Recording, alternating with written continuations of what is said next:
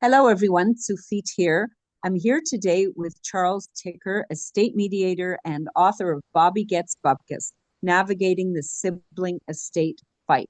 Charles joins us today from SiblingEstateDisputes.com, a mediation practice. Welcome, Charles. Hi, Sophie. Good to be here. So, I wanted to ask you about something today. We see a lot of litigation between adult siblings over their parents' estate. And what I want to ask you about today is what's the real reason behind this? Obviously, there's the money, right? Everybody wants money. But would you say there's another reason behind this, you know, all this litigation?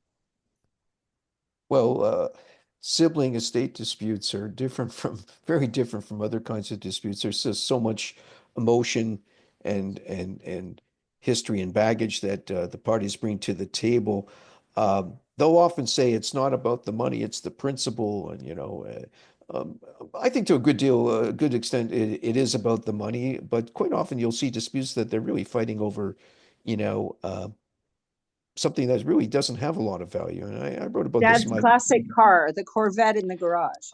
classic car, and I wrote about this in my book. It's actually attributed to a colleague of mine, Les Kotzer, and his partner Barry Fisher, who wrote a book about estate disputes. And he recalls having, two adult siblings in his office fighting over a Howdy Doody lunchbox. Okay, so it probably was worth, $10, but one brother says, I want the lunchbox, and because the will doesn't say who gets the lunchbox. It just says the personal Obviously not.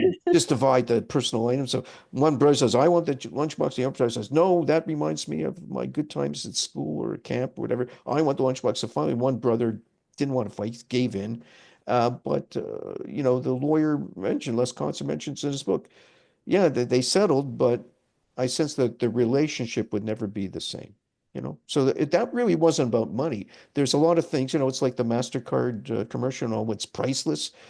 There is so much emotion, so it's not always about the money. So what drives it is people have these memories about, let's say, at the cottage, all those t times growing up, or sometimes it's just they feel they're not being treated fairly by the parent in the will. It's sort of they're not being loved. Mom always loved you best, as the Tommy Smothers used to say. So there's a lot of other stuff besides the money.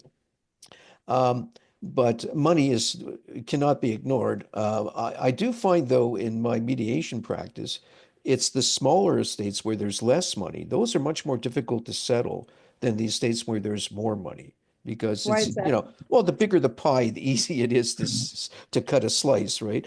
And settle.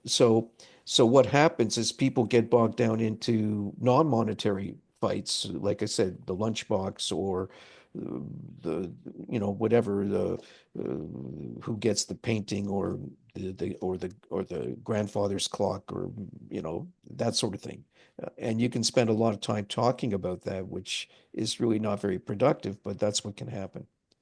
I think you really hit the nail on the head here. Where I mean, obviously, there's the lunchbox Corvette type situation where something is priceless to one of the parties, but um, I think you really hit on it when you said about the mom always liked you best. I guess also you had that theme with the siblings in Everyone Loves Raymond, and like you said, the Smothers Brothers.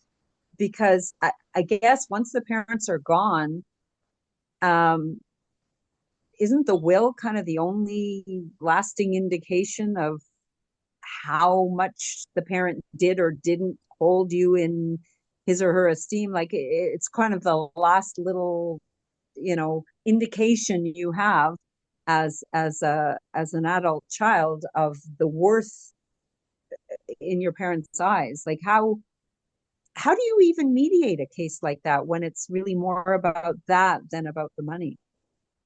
Well, there's no question there could be will challenges if someone feels they weren't treated fairly in the will because they didn't get equal share or they were cut out, so they're going to challenge the will.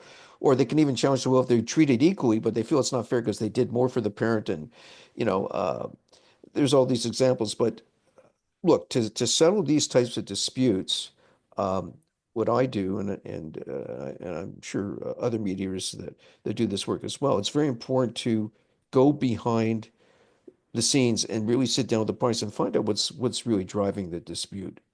Yeah, sure, it's about money. Yes, it could be that I'm not getting as much as my sister and my brother, whatever. But quite often, what I find, it goes way back to when they were kids and how they were treated as children and how uh, they feel that they didn't get as much attention or as much monetary gifts growing up, and they want to equalize it on death. Uh, so I spent a lot of time talking to the parties to really get a sense where they're coming from, and empathize with them and listen to them. And then trying to get everybody to focus on, okay, well, what's happened has happened, but what's tomorrow going to look like? You got to move forward and sort of got to change the mindset a bit. And hopefully that will lead to a resolution. Yes, yes. Because as I've heard you say many times, you might need a kidney someday. I do use Um, that line sometimes, this, I don't want anything to do with my siblings. So don't say never. You might need a kidney one day from your yeah, sibling. Um, so, because that's the uh, only person who's left from the family. Your right. siblings are who are left. Our guest today has been Charles Ticker, estate mediator and author of Bobby Gets Bupkis, Navigating the Sibling Estate Fight. Charles joins us from siblingestatedisputes.com, a mediation practice. Charles, thank you very much. My pleasure.